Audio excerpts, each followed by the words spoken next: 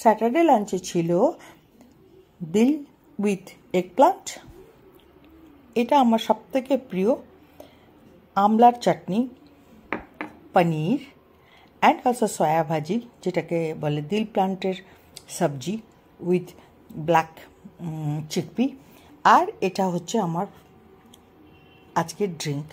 এর মধ্যে বিটরুট আছে, ক্যারেট আছে, আছে একটুখানি সর্ষে পেশা, একটু ginger, and it looks like this. Wow, so healthy and yummy too. আর এবার আমি দিয়ে দেবো এতে এই সয়া ভাজিগুলো, যেটাকে দিল হার্বস বলে।